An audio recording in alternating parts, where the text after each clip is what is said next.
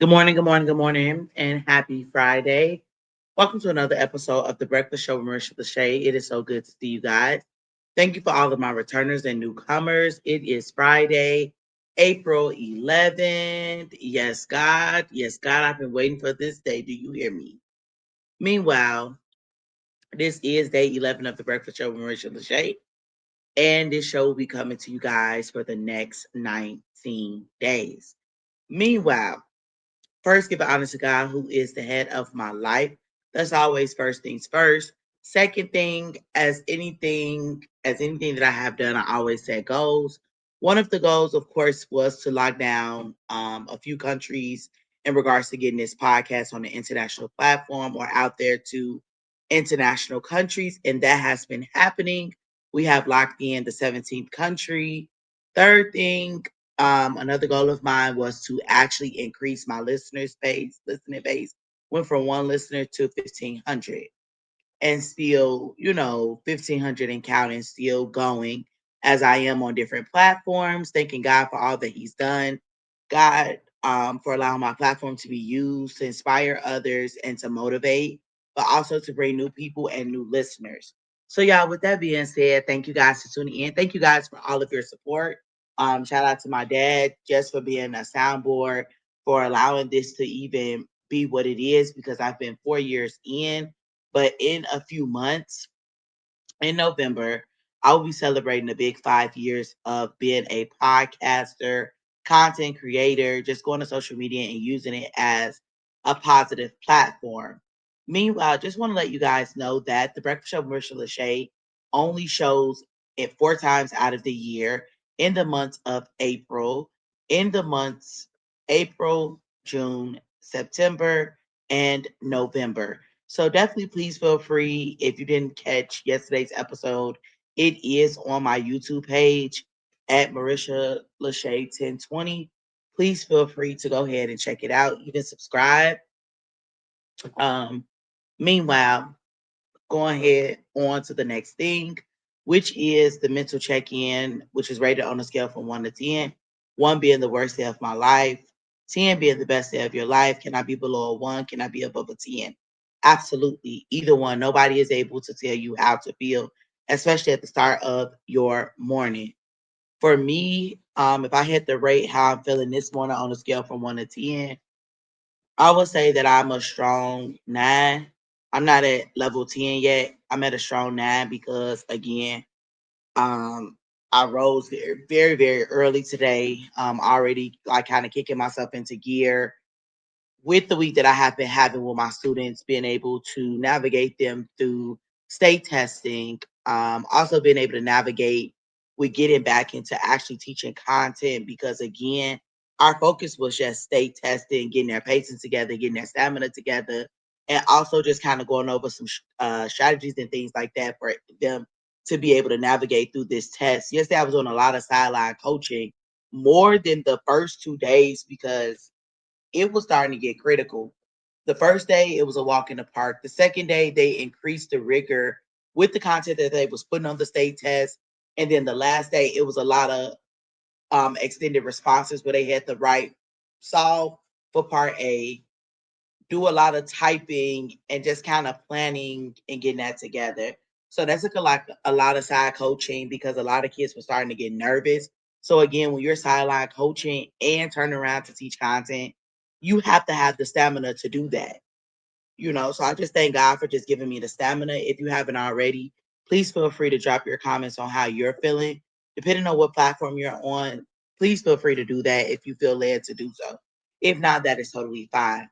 Meanwhile, my question of the day, and my question for today is going to be the following. Is there a penalty for pretending? Is there a penalty for pretending? Okay.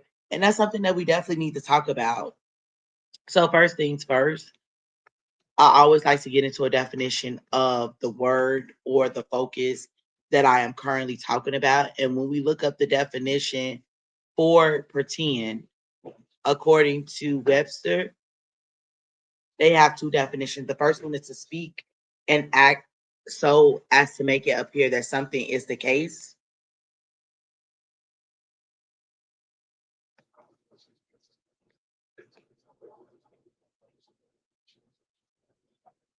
Hold on, y'all.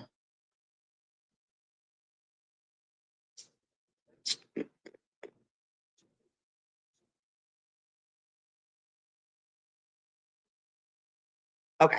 Sorry. My notes was getting flustered over here, so I had to get myself together. All right. To speak or to act so as to make it appear that something is the case when in fact it is not. Okay. An example would be I closed my eyes and pretended I was asleep. Okay. It's just opposed to disassemble. These are just synonyms, affect, profess. The second definition, lay claim to, or quality or title. Okay. Example, he cannot pretend to sophistication. Okay. Not really what it represented or being used in a game or deception will be another definition that they added in regards to lay to claim to kind of expand on that definition a little bit more. All right. So with that being said, y'all know that I always have my little piece. So with pretending, I'm looking at it from the standpoint of children pretending, but also adults. So, so of course, I wanted to identify why children pretend and why adults pretend. And we're going to start with the children first. Why do children pretend? Children pretend for a bunch of really important and cool reasons. It's not about just playing around. Here's a breakdown of why kids love and need to pretend. First things first, we want to cultivate a space for imagination and creativity. Pretending lets kids explore worlds beyond reality. They can also be superheroes, animals, chefs, or even aliens. It stretches their creativity and builds storytelling skills. Second, understanding the world. Understanding the world. Pretending helps kids make sense of the world around them. For an example, playing house or school gives them a way to process real life roles and situations in a safe way. Third reason is emotional expression. It's a tool for expressing feelings that they may not know how to talk about yet. A child pretending their stuffed animal is scared at bedtime might really be saying that they are. Okay. Fourth reason, problem solving and critical thinking. Pretend scenarios often involve challenges. The dragging is blocking the bridge. How do we get past? These kinds of stories help kids develop flexible thinking. Five, social skills. Mm. When children pretend with others, they practice sharing, negotiating, turn talking and empathy. For an example, if one kid wants to be the doctor and the other wants to be the superhero, they have to work it out. Six, self confidence and independence. Pretend, play, lets kids try out different roles and experiment with being in charge or doing things on their own, which boosts confidence. All right. Seven, language development. Acting out stories or taking on roles often means using new vocabulary and sentence structures, especially in role playing games like teacher, chef, or firefighter. All right. These are the seven reasons why kids pretend. Now, I want to take it a little bit further with being able to go to age groups. So, for toddlers 1 to 3 years, what pretend play looks like for them. Simple imitation, pretending to talk on the phone, feeding a doll, etc. Reenacting everyday routines that they see adults do. Why is it important for them? They're learning what people do. By copying and pretending, they build understanding and confidence in their environment. Here's how to encourage it. Give them toys that mimic real life items, play food, baby dolls, toy phones. Narrate what they are doing. Oh, you're feeding the baby? She must be hungry. Preschoolers 3 to 5 years. What pretend play looks like for them. Complex scenarios and role playing teachers, superheroes, zoo, etc. They often assign roles to themselves and others. Magical thinking, believing they have powers. Why is this important for them? This is when they start exploring social dynamics and emotions. Helps with language development, memory, and even basic math and science ideas through play. How to encourage this? Create prop baskets with dress up clothes, toy tools, puppets, or even kitchen sets. Ask open ended questions, play during play, like what happens next? or who lives in the castle. Early elementary, what pretend play looks like for them. This is more structured. It's story driven play. They may enjoy fantasy, which is like dragons, wizards, or real life scenarios, playing store, running a vet clinic. Okay. They might start writing stories or making skits. Why is this important? It really ensures academic concepts through imaginative application, strengthening storytelling, collaboration, and problem solving. How to encourage it: give them blank books to write stories, offer building materials, blocks, Legos, cardboard to create sets for their ideas, and encourage group games or performances with friends or siblings. Now, in older kids, what pretend play looks like. Role play may be more like writing, drama, video games, or online storytelling, such as Roblox or Minecraft. They enjoy Dungeons and Dragons or other structured games with character building. Here's why that is important. Even though it looked different, it's still feeding the imagination, empathy, and identity exploration.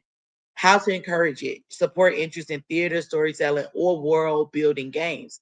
Ask them about their characters or creations to show genuine interest. Pretend play is a kind of brain gym that helps kids to try on the world in their own way. It's also one of the most joyful ways they learn. They want to pretend play active, want to pretend play ideas. Mm, I have some later on to be able to share with you guys. I know oftentimes I'm gonna give two and then I'm gonna move on. Oftentimes, most kids like are like 9 or older, kind of get into theater, kind of get into drama. I know from personal experience, I loved acting. I love improv. I love those kind of things because it kind of allows me to just kind of let down my hair and be who I am, being funny and just having a good time. It really does feel good. Um, so I want to jump into why adults pretend. Number one, social roles and expectations. We pretend all the time in social situations, not necessarily to deceive, but to adapt. Okay. The key word here for adults is adapt, being able to actually adapt to whatever is happening. I'm fine when you're not. Putting on a professional face at work, acting more confident than we feel, being polite even when we're irritated. Why? Because the adult life often requires emotional regulation and masking in order to function in different environments such as jobs, relationships, parenting, etc. It's often about fitting in, avoiding conflict, and maintaining image. Mm, interesting. Number two, imagination and escape. Adults still crave stories, fantasy, and magic as well. We often engage with it differently, reading fiction or watching movies, playing video games or role playing, creating art, writing, or daydreaming. Why?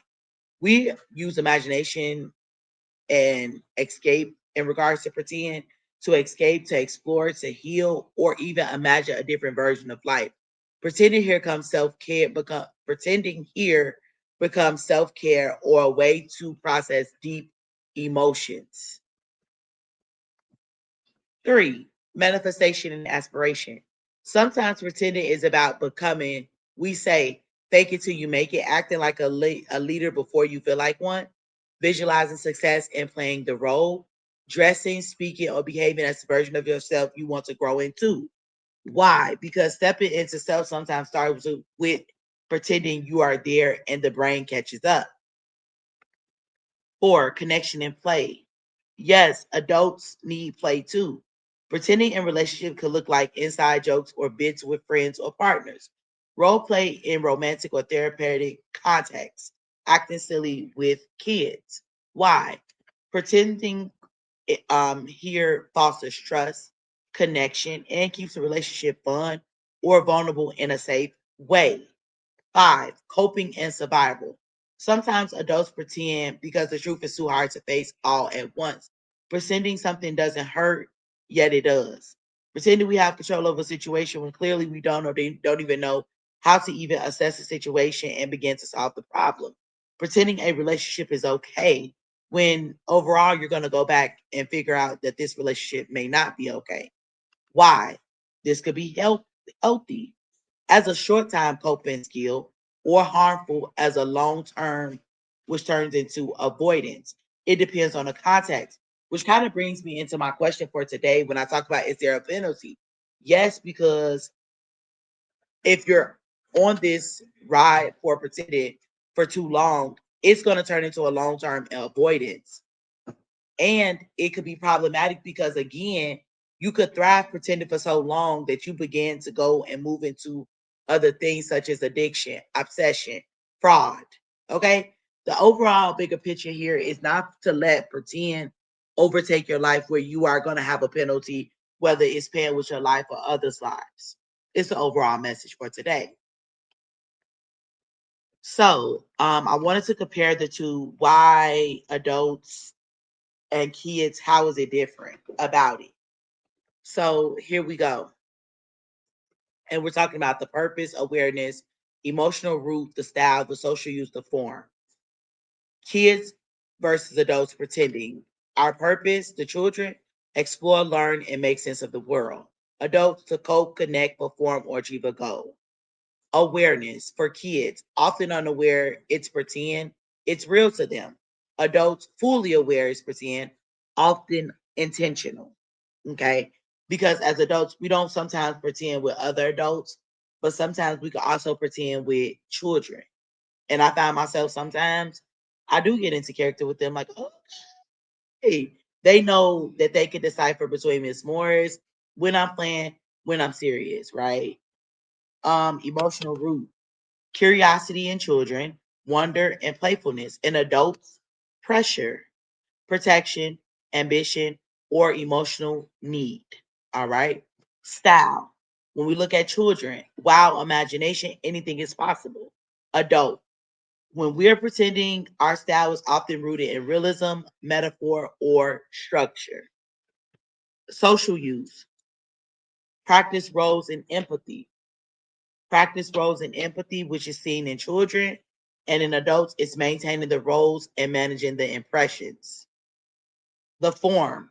What does that look like in children? Dress up, make believe, toys and stories. In adults, it will be acting, writing, role play, lying at times, and masking feelings. Frequency. How often do kids engage in pretend? Daily and spontaneous. Adults, it's less frequent, often structured or hidden. And last but not least, when we look at the developmental function in kids, brain building and identity formation. In adults, identity perseverance or transformation. All right. So the key takeaway, children pretend to become and understand, adults pretend to function and protect. Both are valid, both are humanly, deeply human. And sometimes the biggest difference with children when they do it is for freedom. Adults pretend for filters. Okay. So, with that being said, thank you guys for tuning in. That is the close of the Breakfast Show with Marisha LaShay.